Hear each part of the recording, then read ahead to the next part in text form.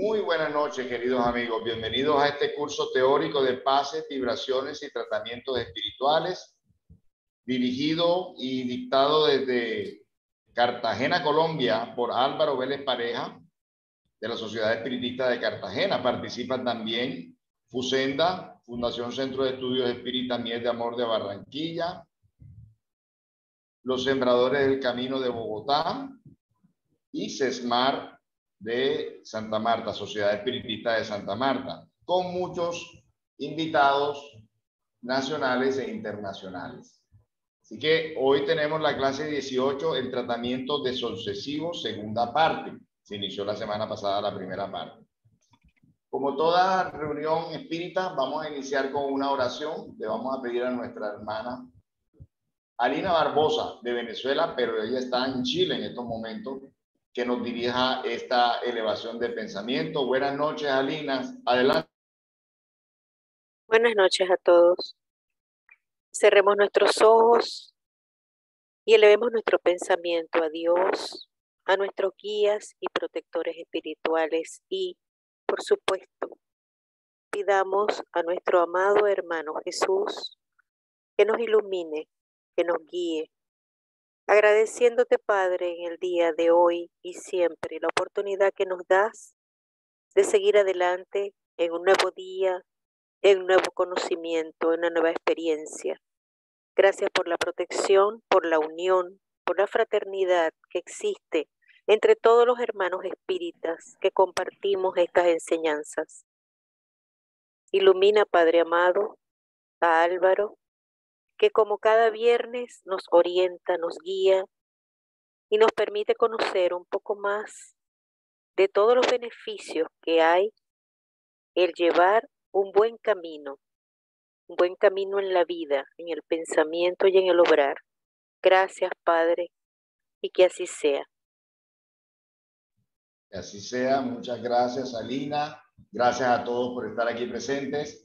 Y Álvaro, muchas gracias por estar con nosotros nuevamente. Bienvenido, la palabra es tuya. Adelante. Bueno, muchas gracias. Saludos a todos.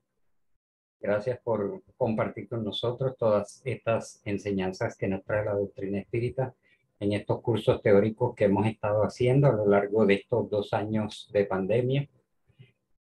Y vamos hoy en la clase número 18 del curso teórico de pases, tratamientos y vibraciones, y estamos viendo la segunda parte del tratamiento desobsesivo que se realiza en los centros espíritas, siendo una de las actividades más especializadas que se pudiera realizar en una institución espírita.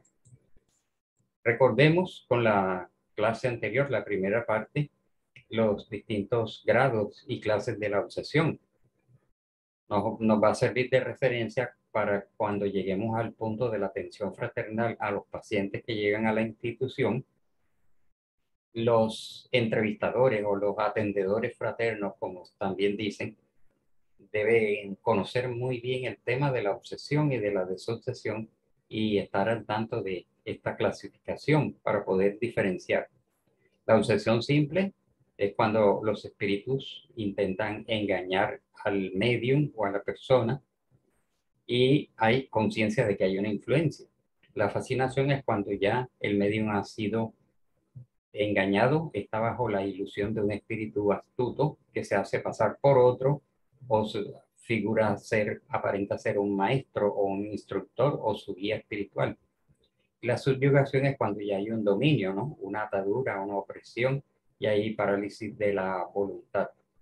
También vimos los tipos de obsesión según su origen, es decir, de dónde parte, de qué plano, digamos, de qué dimensión parte y hacia qué dimensión se dirige. De desencarnado a encarnado, que es la más común, de desencarnado a desencarnado en el mundo espiritual, de un espíritu hacia otro o de varios espíritus hacia otro, de encarnado a desencarnado, los casos de retención amorosa y retención pasional y obsesión entre encarnados. Porque cuando estas personas llegan a la institución buscando ayuda y se detecta que tienen algún tipo de perturbación espiritual o mediúnica, hay que saber a medida que la persona va haciendo el relato, va describiendo qué es lo que lo aqueja, allí vamos, digamos, identificando de qué se trata, aunque no sea fácil en una primera reunión, en una primera conversación, no logramos identificar qué puede ser. Pero la experiencia va dando ese tacto, ese conocimiento de identificar. Recordemos también que hay factores predisponentes, porque los pacientes llegan diciendo, pero ¿por qué a mí? ¿Por qué tengo obsesión? ¿Por qué esos seres, si yo no les he hecho nada a ellos? Yo he sido una buena persona, yo no le he hecho nada a nadie. Y si se les dice, viene de una reencarnación anterior, dicen, pero yo no me acuerdo, pero ellos sí se acuerdan. En toda obsesión, aun en los casos más simples, el encarnado conduce en sí mismo los factores predisponentes y preponderantes, que son las imperfecciones, los vicios y los débitos morales, que facilitan, por un lado, la sintonía con estas entidades perturbadoras y facilitan entonces la misma acción obsesiva que se manifiesta como distintos grados de perturbación. Entonces, siempre el obsesado tiene un grado de responsabilidad. Y tanto el obsesado como el obsesor son enfermos del alma unidos en una misma trama de venganza o de relaciones indebidas, ¿no? Es una enfermedad de largo curso, vimos en la clase anterior. Bajo cualquier modalidad que se presenta, es enfermedad de largo curso que exige terapia especializada, de segura aplicación y de resultados que no es posible lograr apresuradamente. Aunque puede darse el caso, no se descarta que una persona que llega a una institución espírita se le detecta que tiene una influencia obsesiva y después de pocas sesiones o reuniones o semanas de tratamiento puedan presentar una recuperación, no se descarta. Pero normalmente, ante todos los grados más avanzados de obsesión, es una enfermedad de largo curso que exige hasta la reforma íntima del propio paciente. Recordemos con el libro de los espíritus cuando Kardec preguntó, ¿podemos librarnos de la influencia de los espíritus que nos incitan al mal?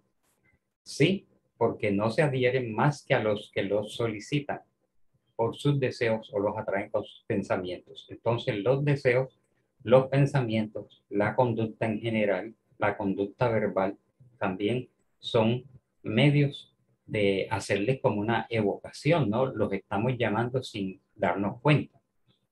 Se establece una afinidad y una sintonía. Preguntó Kardec, ¿los espíritus cuya influencia rechazamos por medio de la voluntad renuncian a sus tentativas? Respondieron, ¿qué quieres que hagan? Cuando nada pueden hacer, ceden su puesto, pero atisban, sin embargo, el momento favorable como el gato atisba al ratón. Esto para que no seamos engañados y no creamos que ya se fueron, se les adoctrinó en una reunión, los llevaron a una región del mundo espiritual para ayudarlos, más nunca van a venir. Muchas veces se quedan en la vecindad atisbándonos. Entonces, ¿por qué medio puede ser neutralizar la influencia de los espíritus malos o inferiores o perturbadores, ¿no? Haciendo el bien y poniendo vuestra confianza en Dios. Rechazar la influencia de espíritus inferiores y destruís el imperio que quieren tomar sobre vosotros. Guardaos de escuchar las sugestiones de los espíritus que os incitan a malos pensamientos, que promueven discordias entre vosotros y que os excitan a todas las malas pasiones. La entidad le dijo a Kardec, desconfiad sobre todo de los que exaltan vuestro orgullo, porque os atacan por el lado débil. Es decir, cuando se puede dar el caso de un espíritu que se está comunicando o le está hablando, digamos, a un medium y exalta su orgullo para ganarse su confianza. He aquí por qué os hace decir Jesús en la oración dominical, Señor, no nos dejes caer en tentación, mas líbranos del mal. Libro de los Espíritus. Ahí está esa pregunta y esa respuesta. Y por supuesto, ya entramos entonces de lleno en la terapia desobsesiva que se realiza en el centro espírita. No es bueno, no es conveniente, no es recomendable andar haciendo o intentando hacer de sucesión en un hogar, en la vía pública, en un parque, en una oficina. No son lugares adecuados, no están preparados, no tienen la protección ni tienen la ambientación necesaria, porque requiere de todo un equipo del mundo espiritual, una serie de condiciones que ya todos conocemos. Una terapia de sucesiva debe ser aplicada en una institución espírita organizada, en la que un equipo de trabajadores debidamente formados y capacitados y bien dirigidos proporcionan a la persona obsesada las enseñanzas, los procedimientos, la información, los recursos apropiados para librarla de las influencias que padece y que lo perturban. Poco a poco vamos entrando de lleno en la tarea propiamente dicha. Aquí está una representación de una reunión mediúnica, tratamiento de sucesivo especializado, equipo mediúnico estructurado y lo que habíamos visto como un listado de los recursos contra la obsesión. Tratamiento de sucesivo especializado, ayuda magnética o fluídica, vibraciones, fases, agua fluidificada, esclarecimiento al obsesor y al obsesado, tener ascendiente moral sobre el obsesor y procurar la reforma íntima del obsesado. Es como el resumen de lo que habíamos visto. Cuando ya se establece un grupo de desobsesión que requiere de una preparación, un curso completo durante 1 o 2 años, con un director o directora de sesiones, digamos, especializado, preparado, con experiencia, conocimiento, madurez, equilibrio y todos esos características personales, características doctrinarias, condiciones morales y liderazgo incluso se debe tener, y que ya está establecido un grupo especializado también, los mediums, que se puede decir los más avanzados, los más estructurados, los que tienen ofrecen mayor garantía, seguridad, antigüedad, etcétera, aunque la antigüedad de por sí sola no es garantía, pero son todo la sumatoria de todos estos recursos lo que hacen que una persona pueda pertenecer a un equipo de desobsesión, y es el director entrenado y capacitado el que va a seleccionar a aquellos mediums que van a ser parte de este equipo. No todos van a ser mediums, porque también, como vimos anteriormente en otro curso, va a haber en ese equipo pasistas, grupo de apoyo, auxiliares. No todos son mediums, pero sí debe haber o algunos mediums psicofónicos para poder dialogar directamente con los espíritus, y los medium videntes para estar atento a lo que sucede en la dimensión espiritual mientras se realiza la reunión. Con respecto a lo obsesor, que no es sino un ser humano como nosotros, digamos que hay que escucharlo. Se está comunicando a través de la psicofonía de algunos de los mediums, y por supuesto el director de reuniones mediúnicas ya tiene el conocimiento y el entrenamiento para no cortar al espíritu cuando está hablando. Hay que dejarlo, como dicen por allí, que diga su discurso, recibirlo con palabras amables, no con estados de rechazo, de voz fuerte, etcétera, porque esto es contraproducente. Tener en cuenta que es un enfermo que ha llegado junto con el paciente, que tiene sus razones de vidas anteriores. Los obsesores normalmente fueron las víctimas del pasado, y ellos tienen mucho que contar. Se acuerdan perfectamente de los crímenes, de los abusos, de todos los perjuicios que les causamos en una reencarnación anterior, y tiene pocos minutos para revivir esas escenas o esa narrativa, las quejas, que es bueno saber cuál es la queja, en qué consiste exactamente, para ver qué clase de entidad es. Y se va analizando lo que dice, cómo lo dice, las expresiones. Algunos lloran, otros se encolerizan, toman, digamos que distintas actitudes a lo largo de la comunicación. Y por supuesto que se va detectando qué clase de espíritu es, de qué se queja, en qué condiciones está consciente, está desorientado, está lleno de odio, está dolido por el desamor del que fue víctima, y así vemos su estado.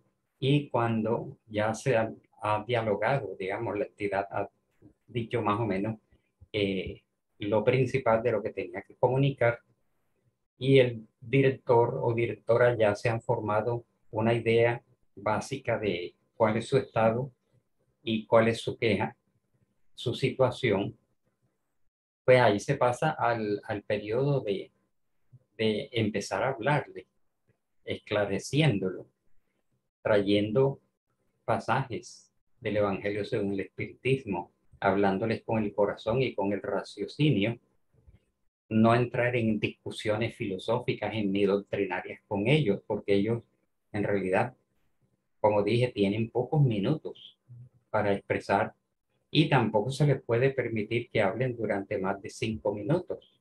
2, 3 minutos es suficiente para formarse una idea, y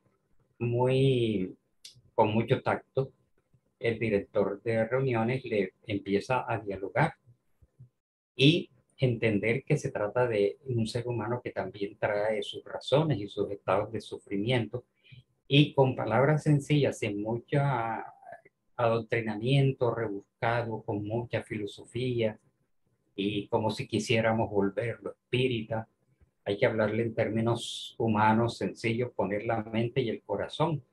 Y el director y el grupo que están escuchando a la entidad que se está comunicando ya saben, están entrenados para envolver a la entidad en vibraciones, porque se convierte también en un grupo de vibraciones. Y hay que tener en cuenta que el espíritu comunicante, en contacto con las energías del medium, con su fluido vital, etcétera, ya empieza a tener un clima vibratorio favorable para escuchar. Su agresividad empieza a bajarse, a disminuirse, ¿no? Entonces viene una envoltura fluídica de amor y de lógica, con palabras sencillas. Se le va haciendo entrar en razón, mezclando el sentimiento con la lógica. Y muchos de estos espíritus son muy astutos, unos se tienden a alterarse. Ya los medios están capacitados para que la entidad, aunque quisiera golpear a las personas que están allí, por supuesto el paciente no está allí, los medios pues ya tienen el control de no permitir que la entidad se ponga al medium de pie, o vocifere demasiado, o golpee una mesa, y grite demasiado. Ya empieza a ejercerse un control fluídico, un control mental sobre la entidad que se está comunicando. Y el director, hablándole amablemente, digamos, está emitiendo, abriendo su corazón, y él va a sentir toda esta vibración que lo envuelve, lo rodea, lo va neutralizando y lo va poniendo sensible a las palabras del director, que lo van conduciendo hacia un estado de razonamiento, de comprensión, y conducirlo al perdón y al olvido del pasado. Mientras eso sucede, ya sabemos, a la luz de las obras de André Luis y de Manuel Filomeno de Miranda, que hay un equipo de espíritus que están allí controlándolo, ayudándolo a que sepa comunicarse, que sepa utilizar el aparato mediúnico, porque muchos de ellos no tienen idea de cómo comunicarse. Ellos sienten que están allí y dicen que tienen una camisa de fuerza, que porque me tienen amarrado, porque me tienen encerrado. Pero como ellos no saben hacer esas conexiones, y esa lámina ahí explica que hay unas entidades desencarnadas, pues, que están estableciendo ciertos hilos fluídicos entre la mente de la entidad comunicante con la mente del medium. Hay un control energético. Entonces eso lo coloca en una situación de que ellos se tornan susceptibles y dúctiles para el esclarecimiento. Y van a sentir el ascendiente moral, porque si los que están dirigiéndoles la palabra tienen muchas imperfecciones morales, ellos perciben eso, no sienten una influencia positiva y empiezan a entrar en una discusión y le pueden echar en cara a la directora o al director o a los que están allí las fallas que ellos pueden estar percibiendo, porque ellos son espíritus obsesores y aunque estén desencarnados, ellos están al tanto de lo que está pasando y pueden enterarse de las condiciones del director o de la persona que les habla, porque el director puede delegar el esclarecimiento en otra persona, ¿no? A otro miembro del equipo, otro esclarecedor o adoctrinador. Entonces, es importante el ascendiente moral de todo el equipo y de la persona que les habla para que ellos sientan esta autoridad. Si no la sienten, van a entrar en una disputa verbal y va a haber un descontrol y el efecto no va a ser el deseado en esta reunión. Es una tarea muy bonita, pero que requiere de todas estas características. Entonces lo van a esclarecer al obsesado. Esto es porque no es necesario llevar al obsesado dentro del equipo de desobsesión, ni mucho menos durante la actividad de desobsesión, como algunos piensan, porque el esclarecimiento empieza desde la atención fraterna. Desde la primera reunión, la persona va a empezar a esclarecer a la persona, no tampoco con la idea de volverlo espírita. Le va a hablar también así como los mismos términos con que se utiliza al obsesor. Digamos que vamos conduciendo al obsesado a que cuente y no siempre lo van a contar desde un principio, porque pongámonos en el lugar de una persona que llega a un centro espírita que siente que tiene una influencia y lo sientan allí delante de una persona desconocida, se siente dentro de una reunión o dentro de una institución que le han dicho que el espiritismo, cómo es posible, que por qué vas allí, todas estas cosas mal interpretadas, digamos, por mala información, tergiversación o mal uso de la palabra espiritismo o espiritista. Lo ven como una cosa misteriosa, prohibida, oculta y peligrosa. Entonces las personas, y se les percibe, llegan con cierto temor, llegan como que asustados o nerviosos. Y encima de todo eso pretendemos que ante una persona que nunca ha visto, venga a narrar cosas íntimas y no lo van a hacer desde un principio. Eso también hace parte de la psicología natural de los entrevistadores y de los atendedores fraternos, que nociones de psicología y la experiencia. Como decía Cidiña, María Aparecida Garbati de Brasil, que trajo estos cursos por primera vez a la Sociedad Espírita hacia el año de 1975, un año después de fundada la institución.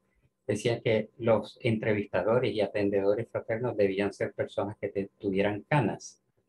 Y no exclusivamente que tuvieran canas, sino que eso significaba que eran personas muy maduras, con mucha experiencia, con familia, hijos, nietos, etcétera.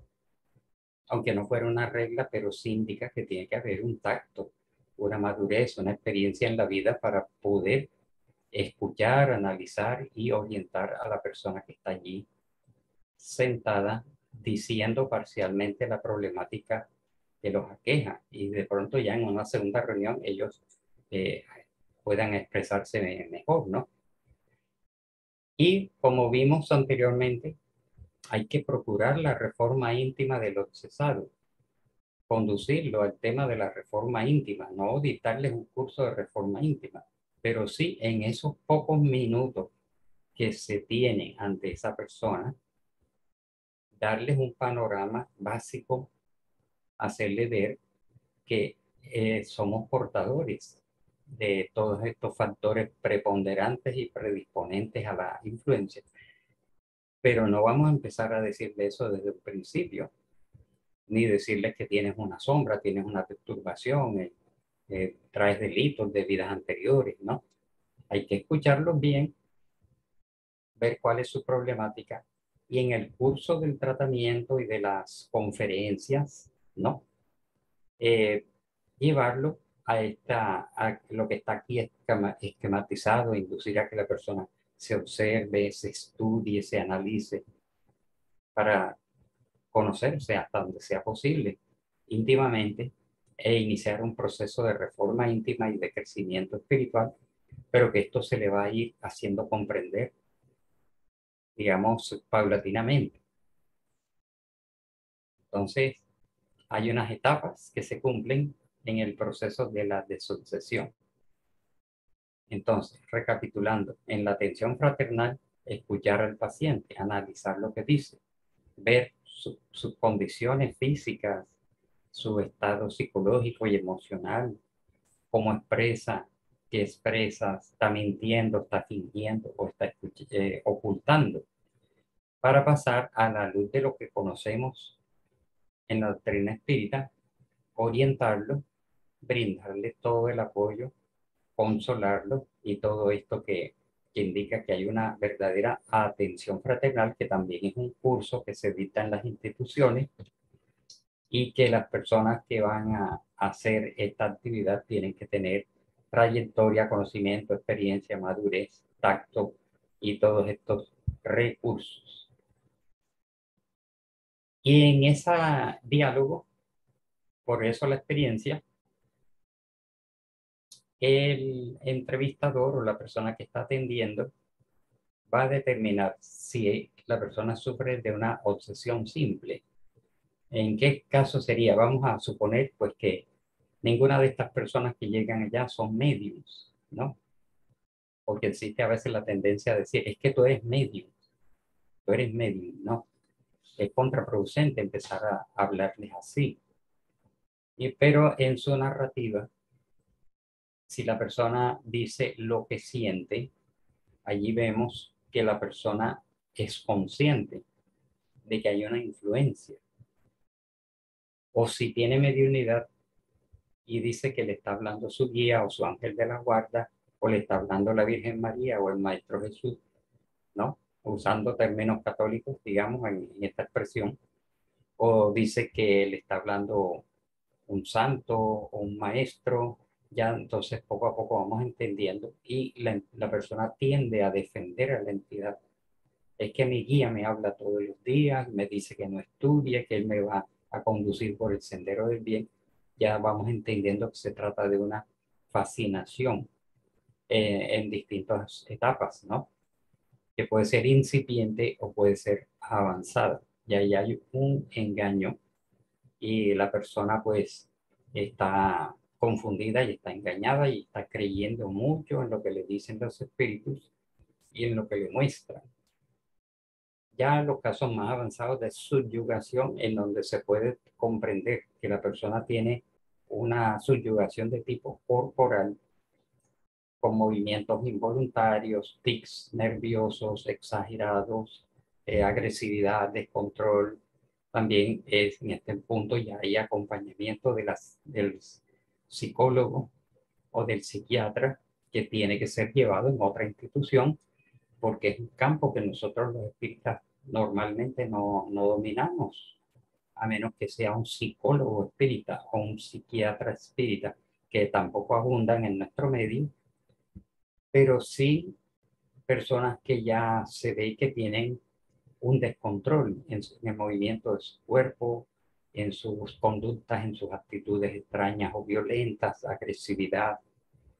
O si hay una subyugación moral, que esa es una obsesión oculta en donde la persona pues aparentemente es normal, pero ya sea su familia o los que lo llevaron o la misma persona está describiendo que tiene una conducta extraña, ¿no? Porque hay un dominio de tipo moral que hace que el espíritu hace que la persona tenga unos comportamientos en contra de la lógica, en contra del sentido común, agresividad hacia sí mismo, vicios y otras circunstancias que indican que hay un dominio de tipo moral un poco más difícil de detectar, ¿no? Recordemos entonces con las enseñanzas de Juana de Ángelis, mentora espiritual, algunos síntomas. Cuando veamos entonces que estamos dialogando con el paciente, con la persona que llega al centro espírita buscando ayuda, y en este diálogo la persona va a mostrar que tiene ideas negativas, infelices, depresivas y torturantes que persisten en fijarse, muestra pesimismo o siente que hay algo que lo quiere dominar, se siente perseguido, siente que lo están vigilando, se quiere quitar la vida, tienen desánimo, falta de voluntad, tedio, pereza, indiferencia, apatía, depresión, desequilibrio espiritual o emocional, o si, como esto es frecuente, que ve sombras, ve figuras, ve luces, oye voces, tiene erizamientos,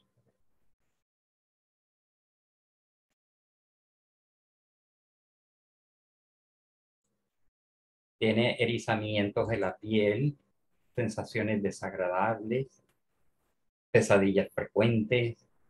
Todos estos elementos han sido aprendidos por el atendedor fraterno en el curso y con la experiencia. Por eso en estos cursos al final hay una etapa teórico-práctica en donde las personas que hacen parte del curso empiezan a hacer como una atenciones fraternas de entrenamiento y la persona que conduce el curso va haciéndole las indicaciones y correcciones en donde la persona aprende a identificar y aunque en un principio pueda ser difícil diferenciar cuando hay evidencia y cuando hay alucinaciones, y los psicólogos materialistas lo primero que van a decir es tu mente, son alucinaciones. Tu mente es la que crea esto, pero hay circunstancias que nos indican que pueden ser evidencia. Entonces, la persona manifiesta inquietudes, necesidades crecientes sin motivos reales, sexualidad descontrolada.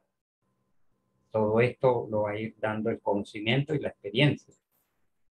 Pensamientos raros o inusuales, afectos nobles que se transforman en deseos, en pasiones, ternura que se vuelve ardiente o angustiante. Esto lo habíamos visto en la clase anterior, pero es para que la persona que va a hacer la atención fraterna tiene que tener todo este conocimiento y este entrenamiento.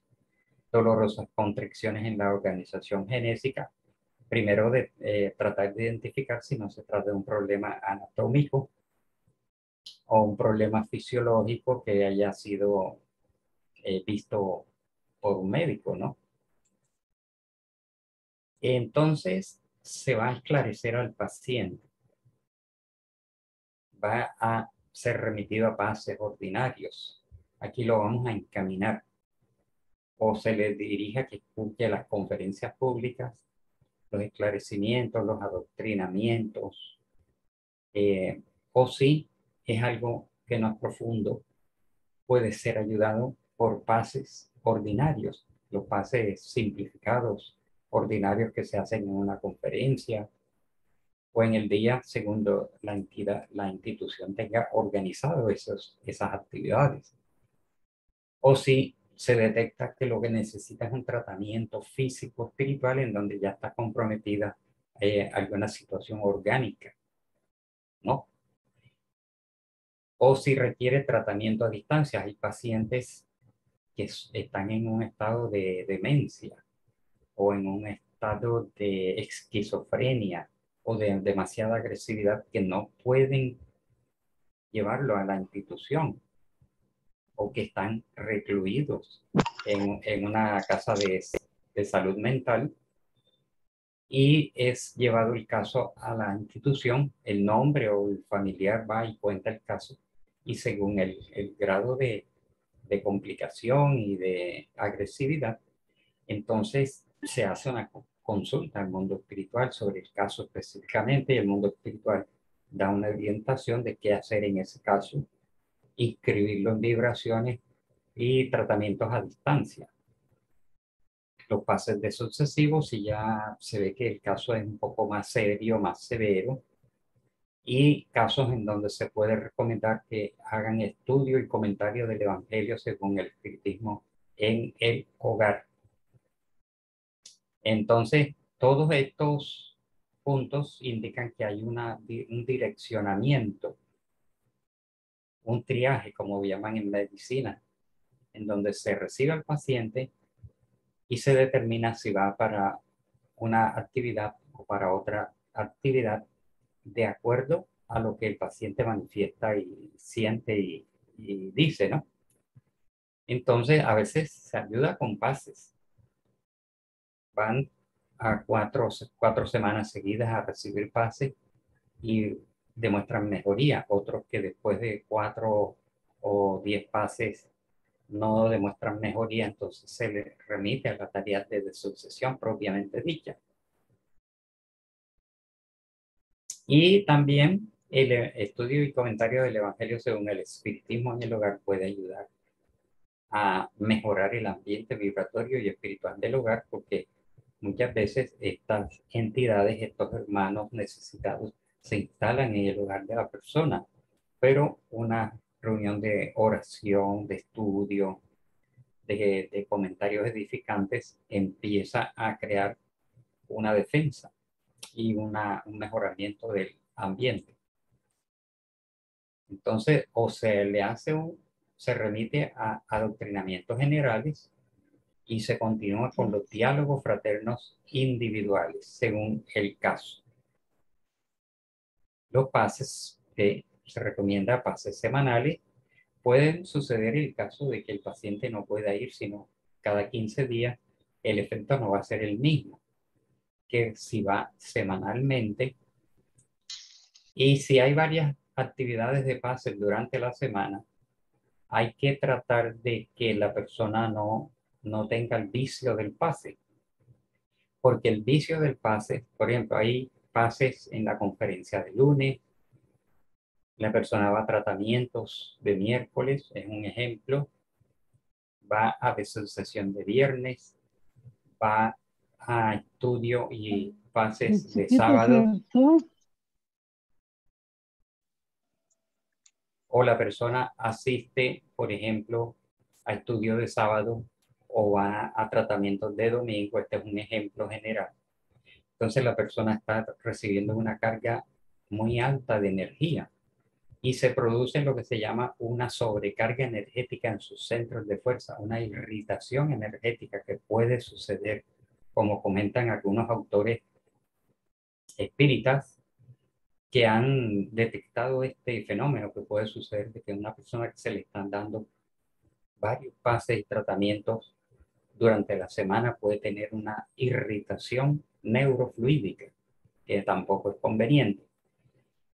O la persona a veces puede tener el vicio de que va un día a una institución y al otro día va a otra institución y en el fin de semana va a otra institución buscando desesperadamente una ayuda y se están mezclando energías, se están mezclando fluidos y procesos de ayuda y procesos de desobsesión que son diferentes, no convenientes, no recomendables. Es mejor estabilizarse en una sola institución.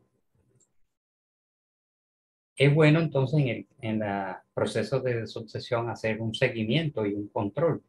Sería lo ideal, puede que de pronto no se lleve, ¿no? Y dialogar con la persona para preguntarle, vamos a poner un ejemplo, se dice, bueno, vas a recibir estos 4 o 5 pases durante 4 o 5 semanas seguidas, escuchas los adoctrinamientos, los esclarecimientos, las conferencias, te dan un pase y después del mes o lo que el centro tenga establecido, 4 o 5 semanas de pases con juicio, con orden, y después viene me buscas y solicitas una nueva atención fraternal. Y si es desconocido el paciente de la persona que le tocó dialogar ese día, le debe preguntar qué atención ha recibido hasta ahora, cómo te has sentido, has mejorado o has empeorado, qué cambios has notado desde que estás viniendo aquí. Puede que haya mejorado, puede que siga igual. Y hay casos en donde empeora, no tanto porque la institución lo esté perjudicando, sino que sabemos que hay hermanos desencarnados que cuando ven que al paciente se le está ayudando, recrudecen su ataque, recrudecen su influencia, ¿no? Intentan incluso volverse contra los miembros del equipo de desobsesión. Este caso se puede dar. Entonces, y si no logran influenciar directamente al paciente, buscan en el entorno familiar aquella persona susceptible, sensible, a través de la cual pueden molestarlo, alterarlo, afectarlo, porque a veces si la persona ya empieza a tomar medidas de protección, está subiendo su nivel vibratorio, ya el obsesor no va a encontrar esa facilidad para llegar a él, pero entonces buscan perturbarlo apoyándose en un miembro de la familia que tenga, digamos, esa predisposición, o en el trabajo o en cualquier otro lugar, buscan molestarlo o perturbarlo a través de una tercera persona. ¿Qué cambios ha notado? ¿Y qué resultados ha obtenido en esta, como decíamos antes, entrevista de control? Y cada institución va a tener, digamos, una organización un poco diferente, ¿no? Y en cuanto a las recomendaciones al paciente, esto que siempre hemos titulado como un programa de autodesobsesión, que a algunas personas les extraña, pero ¿cómo una persona se va a hacer desobsesión ella misma si no puede? Pero sí hay unos elementos en este programa de autodesobsesión. También porque hay muchas personas que no tienen a la mano un centro espírita, y tampoco todos los centros espíritas hacen desobsesión. Hay unos que no hacen esta actividad. ¿Qué sería de la humanidad si no existiera esto? Que la humanidad lo practica muchas veces, pero que no saben qué es obsesión y desobsesión, ni mucho menos autodesobsesión, pero buscan encaminar sus pasos, su vida, por un mejor sendero, ¿no? Porque tienen ayuda del mundo espiritual. Entonces, concientización y aceptación de que existe un proceso obsesivo. Hay que concientizar a la persona, porque de pronto pueden pensar, no, yo obsesión no, rechazan esta idea. Pero hay que, con mucho tacto, mucho amor, mucha delicadeza, se le va haciendo ver que haga consciente y acepte de que sí hay un proceso obsesivo, no para asustarlo, no para atemorizarlo, sino para buscar el remedio, la medicina, el tratamiento. Se le induce al conocimiento a sí mismo, como ya vimos, y vamos llevando a la persona a que identifique cuál puede ser la causa de la obsesión, ¿no? De pronto las personas de por sí no pueden, pero si se les ayuda, si se les orienta, entonces se le puede hacer caer en cuenta de cuál puede ser el punto débil, por donde los hermanos desencarnados lo están sintonizando y perturbando. Y van a encontrar que la verdadera autodesobsesión es una reforma íntima, es una moralización y una transformación moral del individuo. Es la mejor de esos tratamientos desobsesivos, la reforma íntima. Vamos a verlo un poco más detallado. Autodesobsesión equivale a reforma íntima. Veamos así. Ir conduciendo a la persona a través de las charlas, conferencias, cursos, talleres, etcétera, a que él tiene que suprimir las causas de la obsesión, que son los vicios, los defectos, las imperfecciones. Que la persona tiene que poco a poco entrar a una renuncia absoluta al mal y a la práctica y permanencia en el bien. Esto hace subir su vibración espiritual. Se puede explicar a la luz de la física.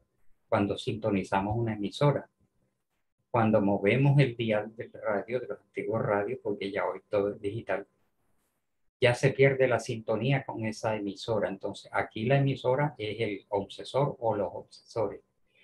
Y cuando la persona empieza a identificar cuáles pueden ser esas causas, esos componentes que facilitan la sintonía, poco a poco va subiendo su vibración, empieza a practicar el bien, empieza a desarrollar y a ejercitar las virtudes.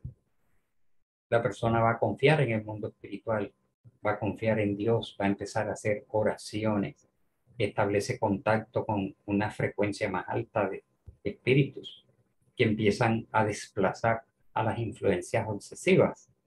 Es todo un proceso pues que tiene un carácter moral y un carácter científico, muy técnico. Se le induce a la persona a un estudio doctrinario si quiere asistir a cursos de introducción o conferencias públicas. Se le dice a la persona que realice un trabajo digno y edificante, preste servicio al prójimo, cultive la oración y la meditación, el autoconocimiento, el autoanálisis. Todos estos factores son conductas mentales, verbales, comportamentales que hacen que la persona empiece a subir su nivel vibratorio y colocarse fuera de la sintonía y al alcance de estas influencias. Además de que va a empezar a tener una mejor protección. Por supuesto, entonces, la persona tiene que trabajar en el mejoramiento de su conducta, mejorar las costumbres, las expresiones, emociones, sentimientos y pensamientos. Cada una de estas palabritas implica todo un trabajo que puede durar toda una vida y que no es fácil realizarlo. Vigilancia y control de los actos, palabras y actitudes. Obsérvate. Medita en la noche la conducta del día. Observa en vivo en distintos momentos del día qué estoy pensando, qué estoy haciendo, qué estoy diciendo. Buscar las diversiones sanas y una mejor selección de las compañías, porque a veces a través de estas compañías hay procesos obsesivos de encarnado a encarnado. Y en esos procesos obsesivos de encarnado a encarnado también hay desencarnados participando a través de ambos componentes.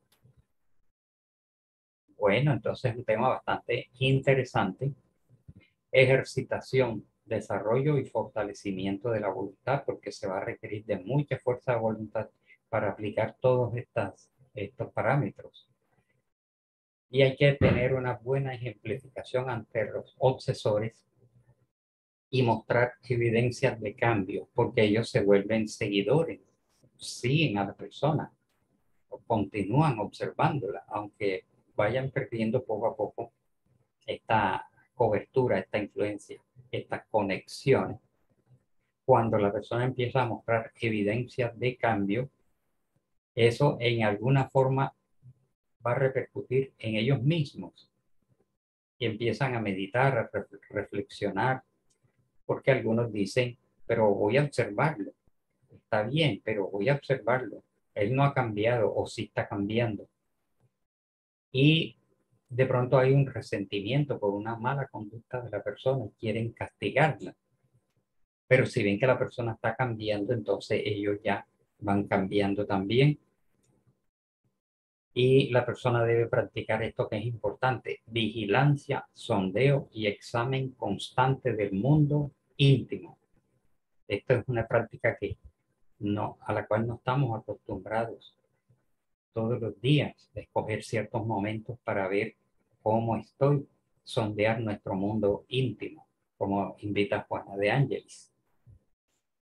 Entonces, aquella recomendación de ayuno y oración del Maestro Jesús, ayunar y orar, se refería no al desayuno, no a dejar de desayunar, ni almorzar, ni cenar. Es ayuno del mal, ayuno del crimen, alejarse de la práctica del mal, del crimen y de los vicios. Ese es el verdadero ayuno espiritual, no de dejar de desayunar, porque el cuerpo necesita el desayuno. El lema de Kardec: trabajo, solidaridad y tolerancia. Y el evangelio vivo y actuante: no volvernos lectores y comentaristas del evangelio, que lo hemos hecho durante mucho tiempo. Vamos a hacer un evangelio. Entonces, nos lo aprendemos, lo leemos, lo comentamos, lo cerramos y hacemos una oración. Pero el evangelio es una práctica viva y actuante, es la conducta, la práctica del bien, el servicio al prójimo. Y el evangelio, según el espiritismo, viene siendo, como todos sabemos, un noble tratado de higiene mental prescrito por la doctrina espírita. Entonces, es un trabajo de amor y perdón realizado por dos equipos de trabajo: el equipo de los encarnados, el equipo de los desencarnados, el paciente trabajando en sí mismo y la familia apoyándolo. Y como habíamos concluido en la clase anterior, siempre se puede cortar un yugo con tal que se tenga la firme voluntad de hacerlo, que aparece en el libro de los espíritus, ítem 467 a 480. Para entonces concluir la clase de hoy con todas estas recomendaciones. Entonces pasamos a un periodo de preguntas y respuestas, y con esta clase concluye el curso, ¿no? Tenemos 2 viernes para repasar todos los temas en forma de preguntas y respuestas, pero empezamos hoy.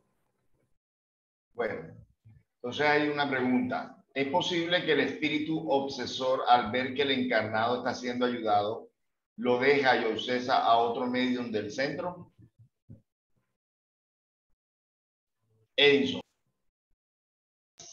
Todo es posible, sí, está dentro de lo posible, pero si el medium o los medium o los miembros del equipo no tienen ninguna deuda, no ofrecen un punto débil así muy marcado de vicios, imperfecciones, defectos, no tienen una deuda específica con ese grupo de entidades, que ellos sencillamente se van a molestar porque están ayudando a su víctima, aunque no conozcan a ninguno de los equipos, además del que el equipo de esa obsesión tiene una protección extra, hasta una protección extra en el hogar. Pero a su vez el director de las reuniones y el equipo de trabajadores tienen que mantenerse firmes en la práctica del bien, en el camino recto, para que, aunque los obsesores puedan irse detrás de él para seguirle los pasos, para ver si coge juiciosamente para su hogar o si se va a tomar trago en alguna parte, ellos se vuelven unos espías, unos vigilantes, para ver por dónde pueden, digamos, encontrarle el punto débil. No todos los obsesores tienen la capacidad de hacer esto, pero hay unos muy astutos que son obsesores de obsesores, que tienen otros propósitos.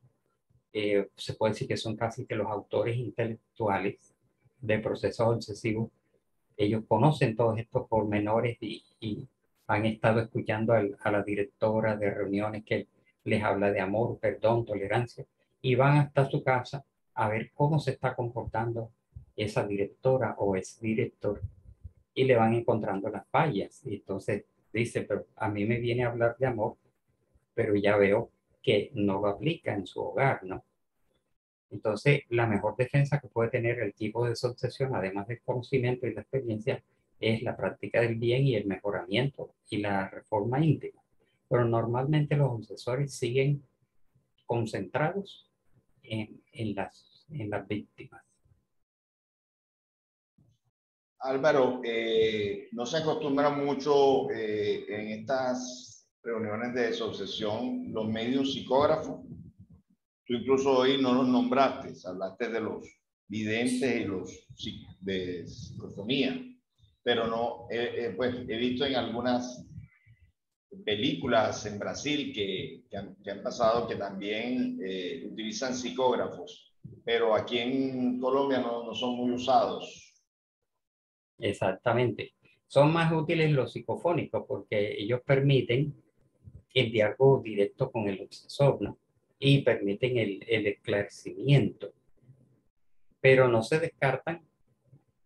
Por ejemplo, en nuestro caso particular, en el equipo de asociación, hay una medium psicógrafa y ella, con respecto a ciertos pacientes, recibe una recomendación del mundo espiritual y para ese paciente, pero generalmente se comunica es un espíritu instructor o un espíritu que viene dando una recomendación o un consejo. No es una psicografía específica para obsesores. No se descarta que a veces puedan decir algo del caso, ¿no? Pero normalmente, hasta donde hemos experimentado, la psicografía puede ser utilizada por un instructor para un mensaje complementario, un consejo para el determinado paciente. Pero y los videntes también ayudan para observar lo que está pasando, el aspecto de la entidad, qué está haciendo, cómo se muestra, pero no se descarta que pudiera haber psicógrafos en estos equipos. Álvaro, ya tú lo has dicho en varias reuniones que la desobsesión no debe ser en presencia del paciente, ¿cierto? Sin embargo, todavía hay grupos que lo hacen de esta manera. ¿Cuál sería ese consejo, ese mensaje que tú les brindarías a esos grupos que todavía hacen las desobsesiones en presencia de los pacientes?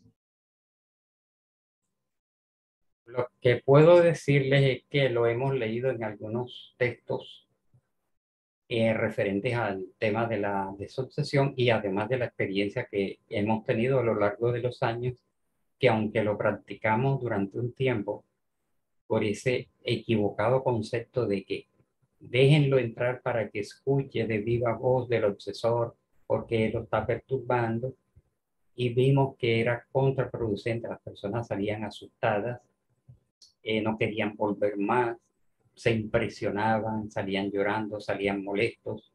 Otros dijeron quejas, digamos que eso que están diciendo allí es cuestión del medium, yo no he hecho nada, yo soy correcto, soy correcta, etcétera.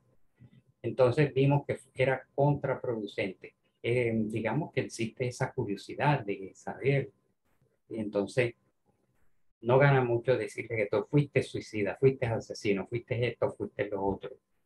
Contraproducente. Y después, con la experiencia del tiempo, fuimos comprendiendo que incluso en Brasil mucho se practica de que separan las dos actividades. Los pacientes en una actividad distinta y el equipo de desobsesión en privado. También se acostumbraba a hacer entrar al paciente al círculo donde estaban el equipo de desobsesión, que lo sentábamos en el centro, se le daba un pase y se le hacía salir. Apenas salía, venía a comunicación de las entidades, pero esa tarea se hacía agotadora porque habían 10, 12, 15 pacientes afuera, entonces era abrir y cerrar la sesión una y otra vez, una y otra vez. La actividad duraba 3 horas, era muy extenuante, muy agotadora. Entonces, por esto, el equipo de sucesión debe estar tranquilo, privado, en otro sitio, en otro día, o otra hora, o otro lugar, y los pacientes siendo atendidos en otro lugar. Después, no se descarta que el director o la directora de la actividad pueda llamar a ciertos pacientes a decirle, no a decirle, el obsesor dice que él te está persiguiendo porque tú lo asesinaste en una reencarnación anterior. Tampoco es, pero sí la persona, digamos, que tiene que transformar esa información que viene del pasado, que viene de la entidad, transformarla en una serie de consejos, recomendaciones y orientaciones. Entonces, no es recomendable esta combinación. Luis Santana prendió el micrófono, Sí, no sé si quería decir algo. quiero hacer una observación, hermano Álvaro y hermano Abel. Es que parece un poquitico contradictorio todo lo que hemos oído con respecto al proceso de desobsesión. ¿Cómo hacemos para informar a un obsesado que lo está?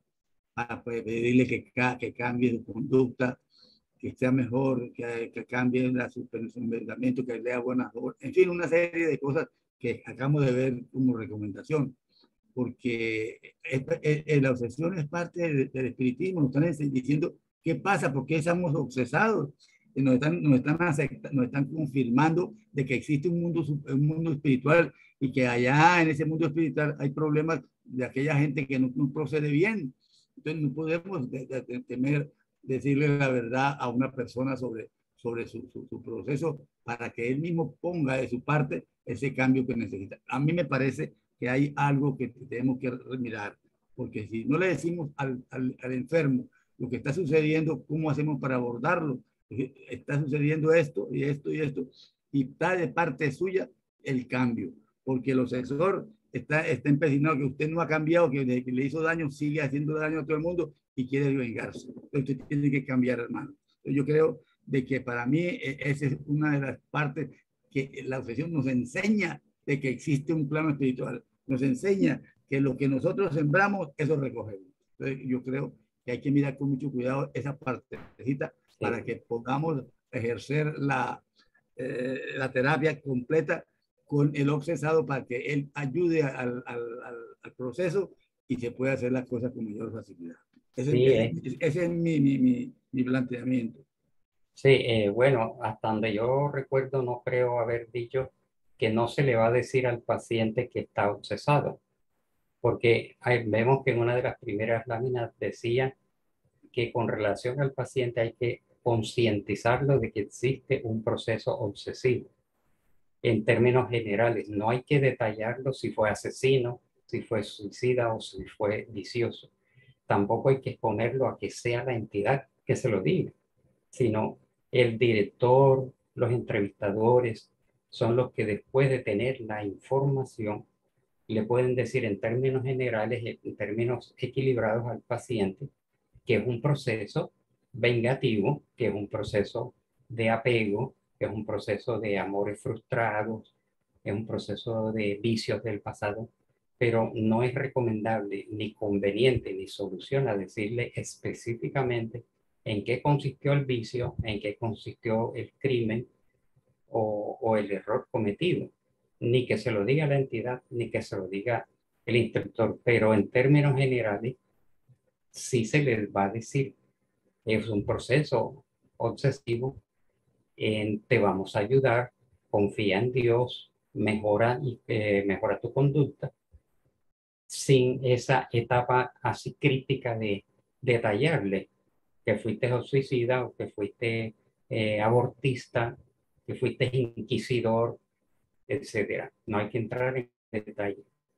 Repito, es el equipo, la persona del equipo que va a tener la experiencia y el tacto para irle transmitiendo sin tanto detalle y sin tanta crudeza, ¿no? Para que él sepa que sí, viene del pasado, que me tienen que perdonar, tengo que ser más fraterno, etc. Bien, Álvaro, creo que se nos acabó el tiempo. Muchas gracias, como siempre, y gracias a todas las personas. Y bueno, cerramos con una oración dirigida por ti. Ok, bueno, entonces, antes de la oración,